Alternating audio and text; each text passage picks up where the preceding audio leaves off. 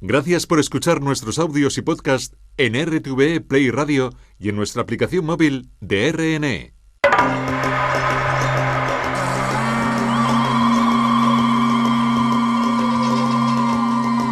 El placer de admirar. Juan Luis Arzuaga en Radio Nacional de España.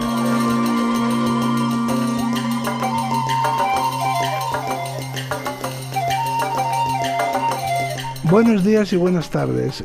Hablábamos la semana pasada con Joaquín Díaz, conocido como el folclorista, así con mayúsculas, ¿no? De tradiciones populares, de folclore en torno sobre todo a estas festividades en las que estamos, y tenemos el gusto de volver a tenerlo con nosotros. Bueno, se quedaron muchos temas sin tratar, pero sobre todo hablamos de una revista gratuita, en línea, que todo el mundo puede consultar, que es una revista antigua, que tuvo su formato tradicional en papel y que ahora continúa en digital, y que recomendamos mucho. Estuvimos haciendo el repaso de los artículos del mes de noviembre. La revista se llama Revista de Folclore, naturalmente.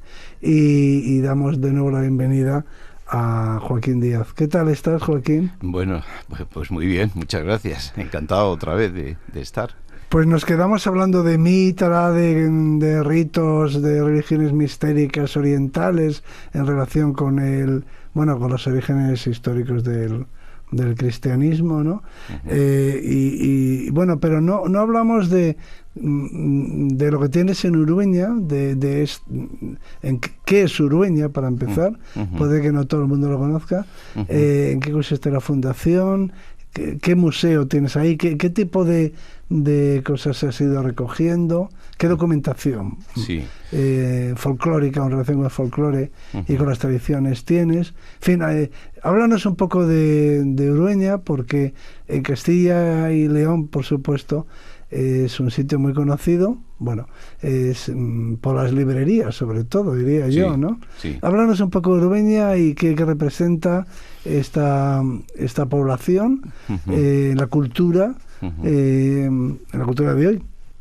Pues yo llegué a Urueña. ¿Que está en qué provincia? Está en la provincia de Valladolid. Sí. De Valladolid, entre, vamos a decirlo así, entre Toro. Se pasa cuando uno va hacia León.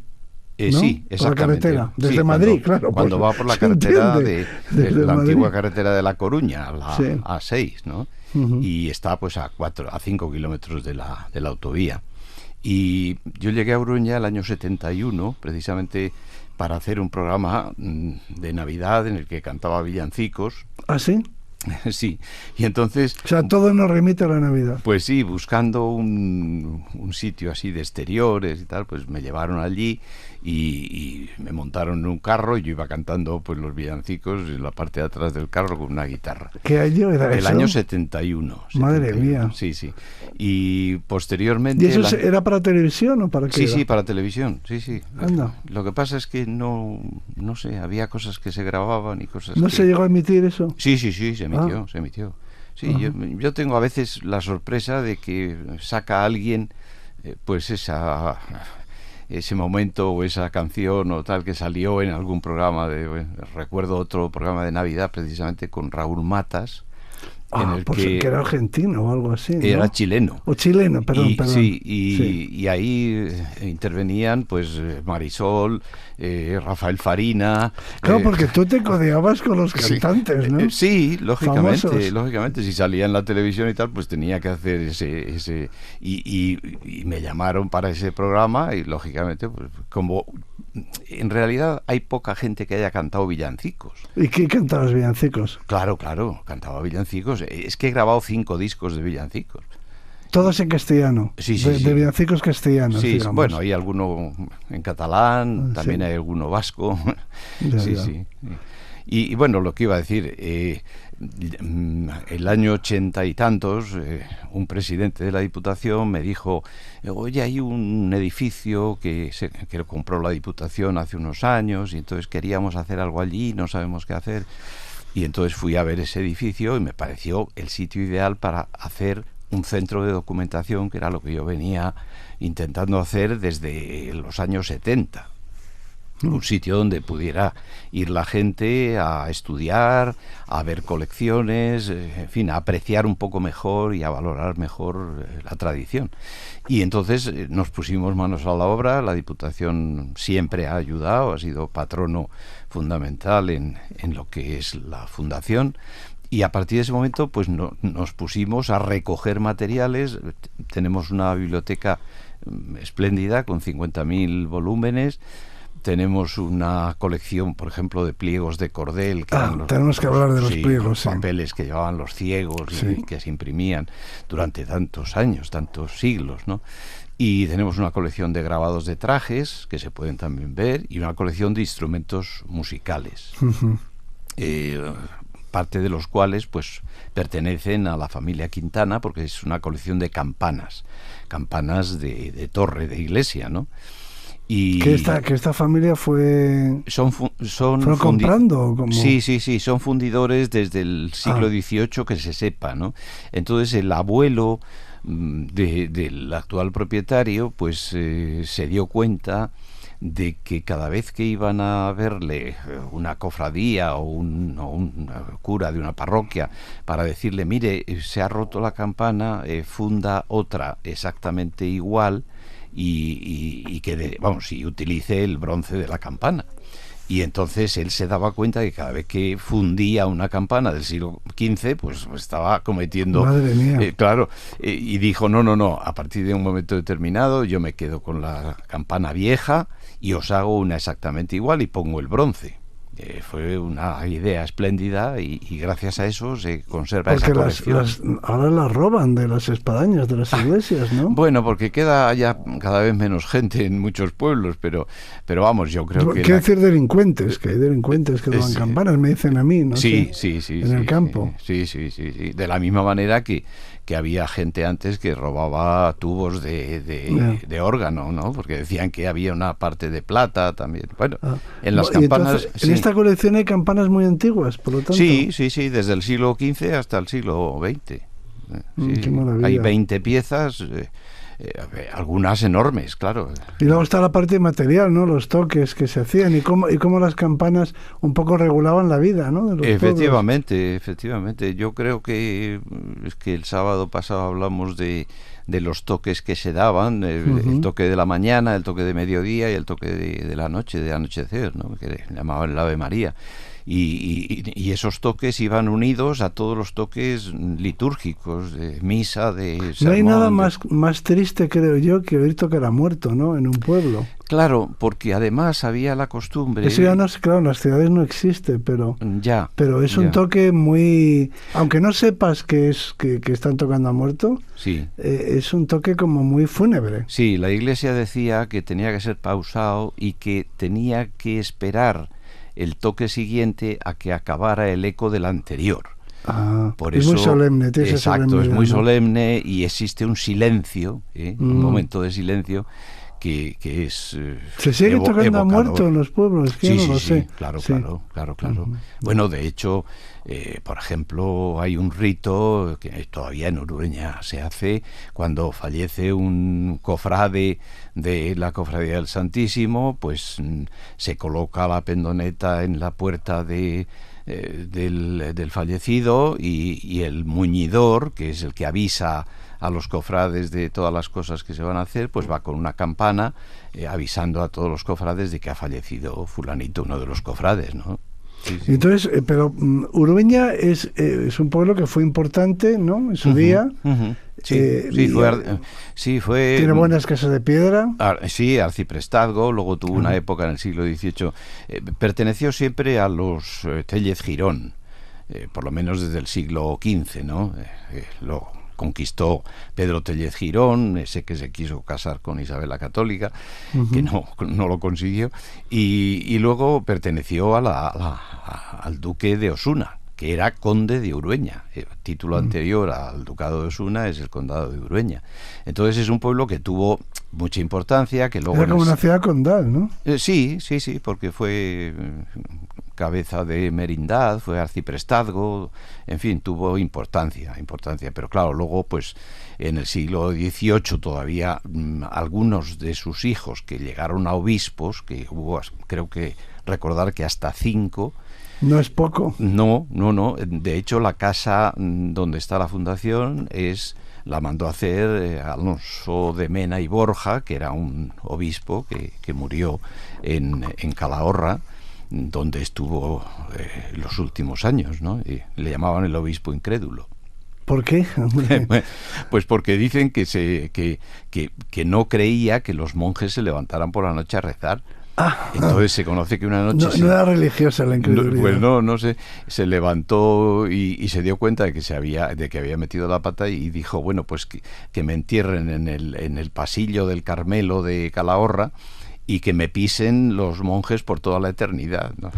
Qué bueno, qué historia tan bonita, ¿no? Sí, cosa que al final... Es pues, como de Becker, una leyenda. Sí, al final no le hicieron caso y le han puesto en un lateral para que no le pise más gente al Pero pobre. Está en Calahorra. Sí, allí sigue enterrado el pobre. Bueno, y entonces ahí, pero es un pueblo, aparte de la fundación, que lleva tu nombre, es un pueblo que se ha recuperado mucho. Sí.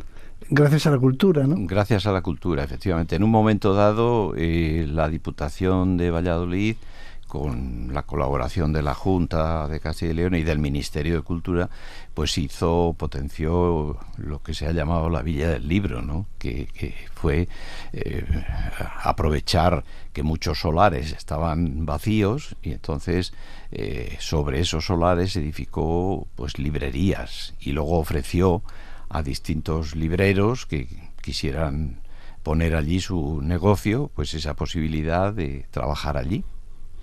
Sí, ¿y cuántas librerías hay? Pues porque, creo... ¿Cómo superaron, cómo han pasado la COVID, la pandemia? Pues creo recordar que son 8 las librerías que hay y algunas de ellas son especializadas, otras son librerías de libro antiguo, pero funcionan también mucho por internet.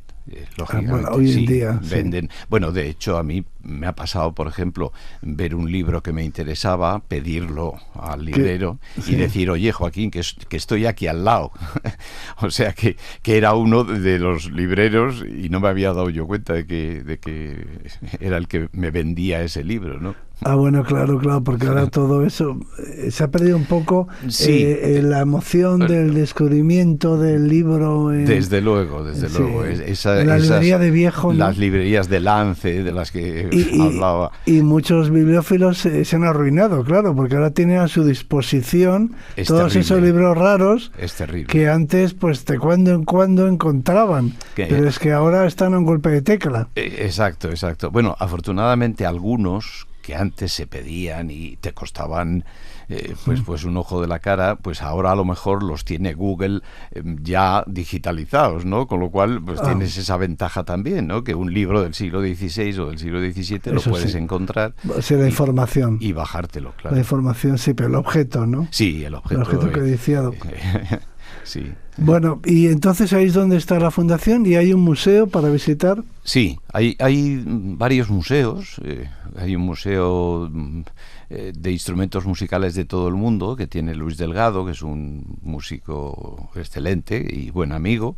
Hay un museo del cuento que también ha hecho... O sea, la fundación alberga diferentes museos. No, la fundación solamente tiene uno, que es el de... El edificio, entonces. El edificio, sí. Y luego hay distintos museos y de hecho la Diputación hizo un edificio bastante grande en el que en este momento hay una exposición dedicada a las palabras y cosas en la obra de Delibes, aprovechando que se hizo durante la pandemia y que se cumplían los 100 años del nacimiento de Delibes, pues se hizo esa exposición. Me tocó hacerla a mí y en fin, lo hice con mucho gusto porque... Qué interesante. Hay un museo con los fondos de la propia fundación. Sí. Y en ese museo, pues lo que se puede ver son esa colección de instrumentos musicales, que tiene instrumentos musicales españoles desde el siglo I. Tenemos un tintinábulo de tipo romano, hasta instrumentos de factura más reciente, pero todos hechos en España y vendidos y tocados en el país, claro. Sí, que hay muchos que son auténticos, vamos a decirlo así, ¿no? Son todos recogidos, ¿no? Todos históricos. Todos históricos, porque... No hay réplicas, son originales. No, casi todos. Bueno, no sé si recuerdo muy pocas réplicas porque tengan un interés especial, ¿no? Pero hay instrumentos, por ejemplo, hay un pianoforte de Muzio Clementi, de principio del siglo XIX. Pero eso ya es música culta, ¿no? Que sí, es música culta, pero la música culta también dejaba paso a la música popular. Es decir, que muchos de esos instrumentos se utilizaron para tocar música popular. Y de hecho hay violines que a lo mejor son violines de luthier, pero se han usado en un pueblo. Claro, para amenizar para las fiestas, ¿no? Claro, efectivamente. El violín se usaba, yo te iba a preguntar, por eso, yo he estado por ejemplo, en Sahagún, sin ir más lejos, en unas fiestas en las que no había orquesta, lo que había era un dulzainero. Claro. Sí. Y el del tambor, ¿no? Sí. Pero en el siglo XIX, por ejemplo, a finales del XVIII... Pero que tocaba música popular. Claro. Música de la época, hay que decir música moderna, para entendernos, ¿no? Música de baile, ¿no? Pues había... Porque la gente piensa que los dulzaineros tocaban músicas ancestrales, ¿no? Y tocaban los éxitos del verano, ¿no? Efectivamente, sí, porque además los músicos de dulzaina, por ejemplo, pues pedían esas partituras a las editoras musicales que tenían muy buenas delegaciones en toda España, les mandaban esas partituras para pequeño grupo musical, ¿no? A lo mejor tocaban dulzaina, tocaban saxofón, tocaban trompeta, etcétera, pero siempre eran las cosas de moda. Y luego había un baile, por decirlo así, popular, en el que se tocaban la música de siempre, con los bailes de siempre. Pues se hacía pues la jota, las seguidillas, los fandangos, en fin, todas las cosas a las que se iban incorporando luego esos bailes del momento, que también quedaban como tradicionales. La dulzaina, lo que yo recuerdo al menos de las tierras segovianas, que son las que conozco mejor, y ahí estaba esa figura que era Agapito Marazuela, pero la dulzaina tuvo un momento en el que prácticamente estaba muerta, o eso es lo que yo, al menos la impresión que yo tenía, y sufrió, y experimentó un renacimiento. Ahora hay muchas escuelas de dulzaina. Sí, eso sucedió precisamente a finales del XIX y principio del XX, con el maestro de Agapito Marazuela, que era Ángel Velasco. Ángel Velasco fue un dulzainero de Renedo, de un pueblo de Valladolid, que además incorporó a la dulzaina, que normalmente no tenía llaves, incorporó unas llaves para mejorar. De hecho, él ganó casi todos los concursos que se hacían en Valladolid, que organizaba el ayuntamiento en su momento, de dulzaina, en los que se tocaban piezas populares y piezas, por ejemplo, de zarzuela, que era otro género que surtía mucho a la música de dulzaina. Y este Ángel Velasco pues recuperó la dulzaina, y luego ya a partir de los años 60 pues Agapito Marazuela fue otro pilar fundamental, ¿no? Y gracias a ellos pues se ha recuperado. Pero sí, porque ahora la dulzaina la toca mucha gente que tiene otras profesiones, que la tocan por afición, vamos a decirlo así, ¿no? Sí. Pero ha vuelto a sonar la dulzaina en nuestros pueblos, ¿no? Efectivamente. Y además con incorporación de novedades en cuanto al instrumento, porque siempre se van mejorando las cañas también, porque es un instrumento muy duro, hay que tocar, hay que soplar mucho. Y luego también en cuanto a repertorio, hay gente que está trabajando en repertorio nuevo, y eso para mí es la vida de un instrumento, claro. Te quería preguntar una cosa, que a lo mejor te va a hacer gracia, te va a hacer reír. Queda, van pasando las generaciones para empezar, ¿no? Y los testimonios, pues claro, van desapareciendo con las personas. Pero ¿realmente queda mucha información por recuperar o ya el trabajo de documentación de tradiciones y de, bueno, y de pues instrumentos, objetos y demás, pues más o menos ha concluido, o hay todavía mucha investigación por hacer? Hablo de investigación. Yo creo que queda todavía mucho, porque la memoria de la gente es un poco insondable, ¿no? De pronto te encuentras con una persona que recuerda perfectamente los romances que le cantaba su abuela de pequeña. ¿Y que no se había recogido eso? No. No, claro, porque la memoria está en cada uno, ¿no? Y como no des con esa persona, hombre, lógicamente en cada pueblo pues siempre se aprecia ese comunicador que antiguamente tenía mucha importancia y que hoy a lo mejor tiene menos. Yo recuerdo que cuando salíamos, y lo he contado muchas veces, cuando salíamos de una casa de recoger a un señor o una señora, nos decían siempre los hijos, pero si esto no se lo había oído en la vida. Ah, no lo habían dicho.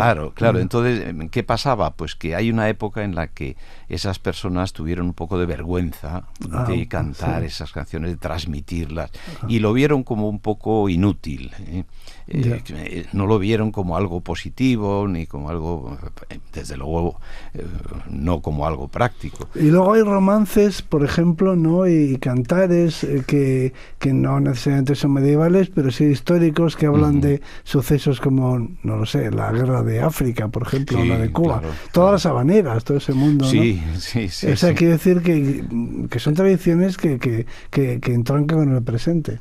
Sí, es que no ha parado de crearse un tipo de literatura o de poesía que tenía mucho que ver con la oralidad, porque se transmitía en forma de versos octosílabos, que es el verso que, como decía Menéndez Pidal, es el más propio para el español, ¿no? Y entonces esos romances se creaban en un momento dado porque existía esa posibilidad y existía ese hecho que llamaba la atención. Y los ciegos, por ejemplo, transmitieron... Te iba a preguntar por eso, por los pliegos de cordel. Transmitieron durante mucho tiempo todos los sucesos. Pero hablaban también de crímenes. Destacables, claro. Porque era como una gaceta, ¿no? Sí, seguía, era como el caso, o como algún telediario de hoy, ¿no? Que parece que no hay más que cosas, desgracias y cosas tremendas, ¿no? Tremebundas. ¿Y ¿cómo funcionaba eso? Yo no lo he visto nunca en directo. Los cantaba, ¿no? Había un soniquete, ¿no? Había efectivamente hay un soniquete que además pertenece un poco a la cultura de los ciegos, porque dicen que al ser un soniquete muy pegadizo, viene incluso desde Bizancio, ¿no?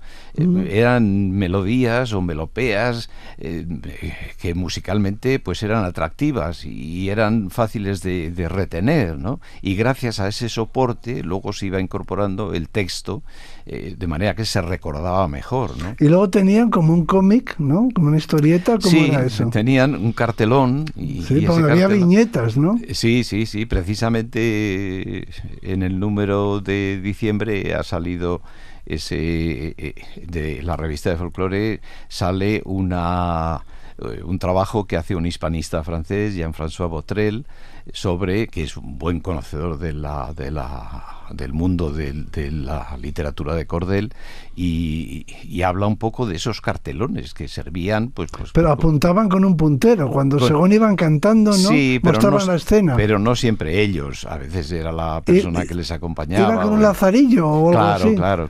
Era el lazarillo el que apuntaba con el puntero. Claro, el lazarillo, se hacían contratos incluso para que con el ciego le acompañara un lazarillo que iba aprendiendo con él, iba aprendiendo las melodías, iba aprendiendo las canciones, le servía un poco para guiarle y aunque tenían un sentido de la orientación perfecto, ¿no?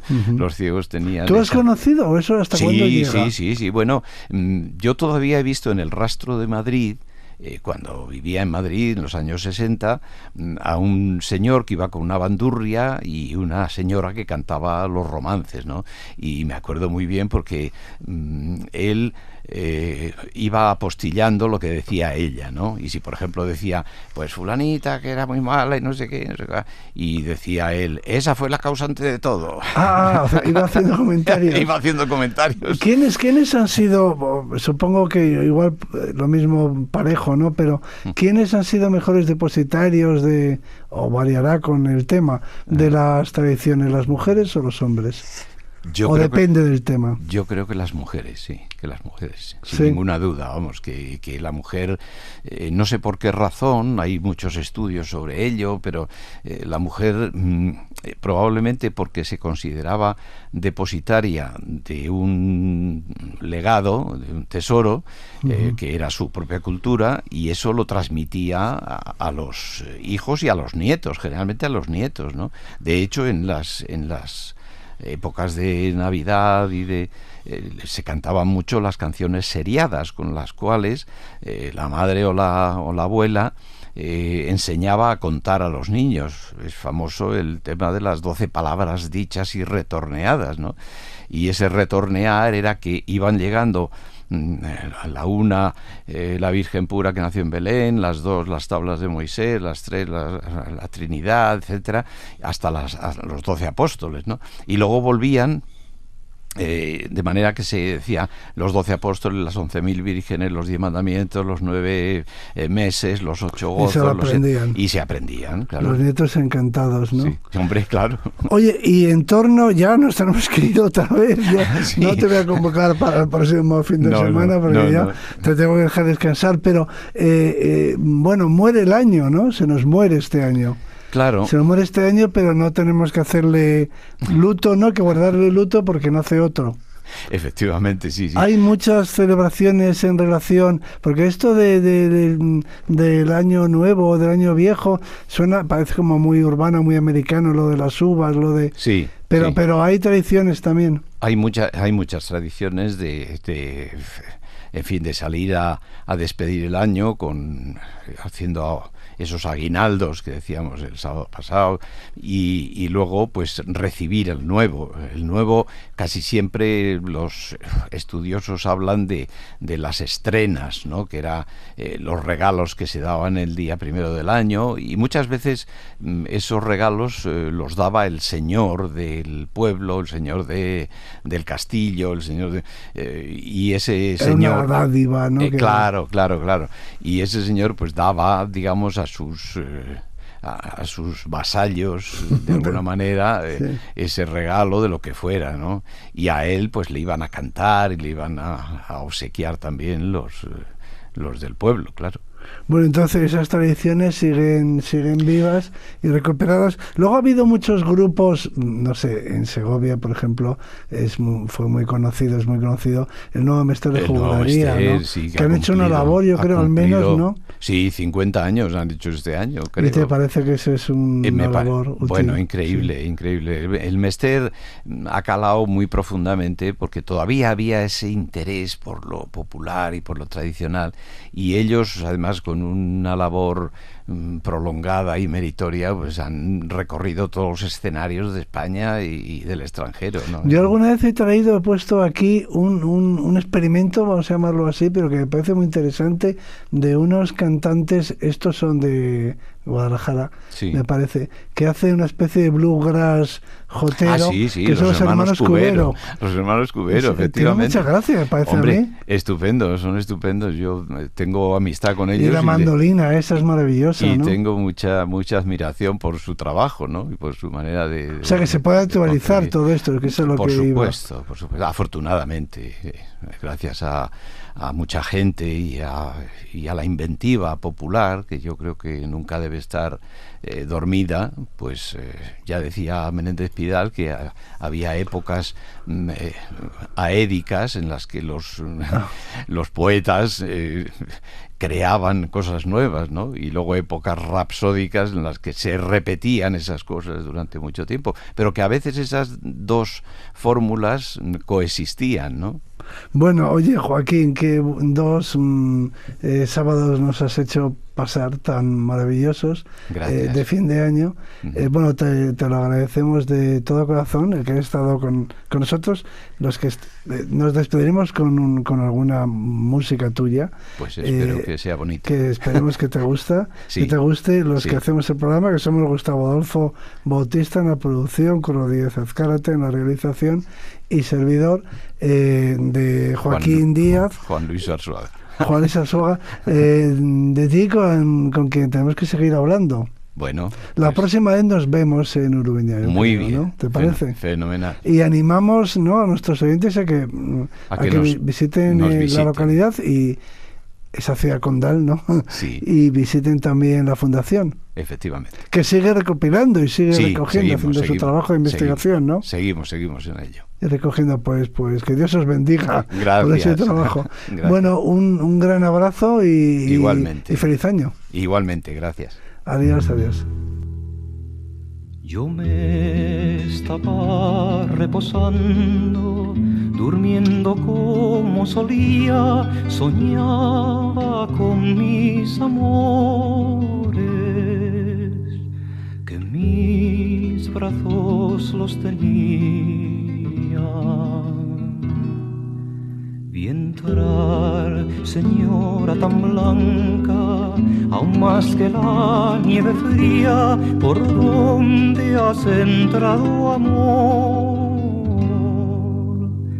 cómo has entrado, mi vida.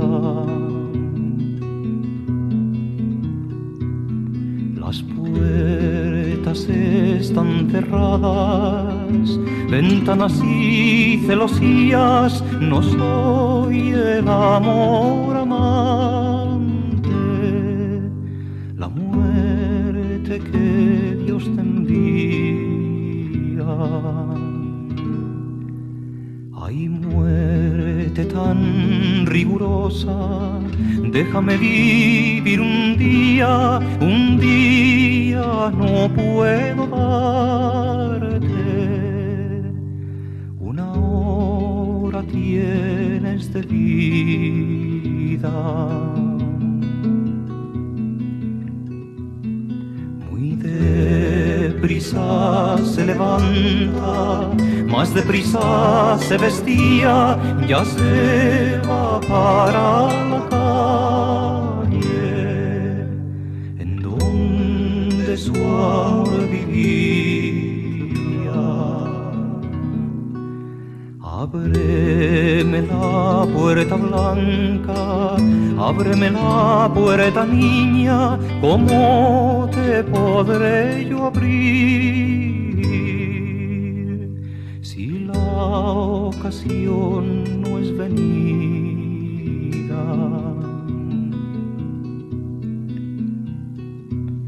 Mi padre no fue al palacio, mi madre no está dormida, si no me abres esta noche, ya no me abrirás, querida.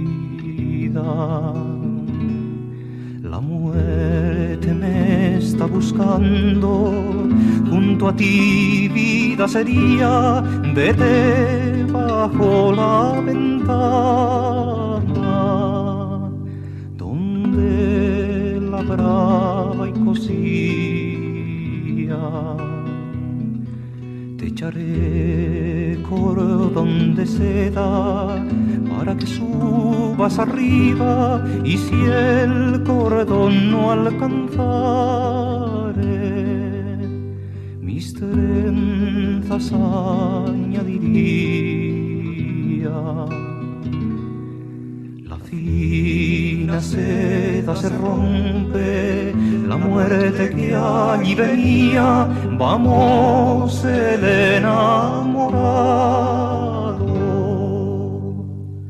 la hora ya está cumplida.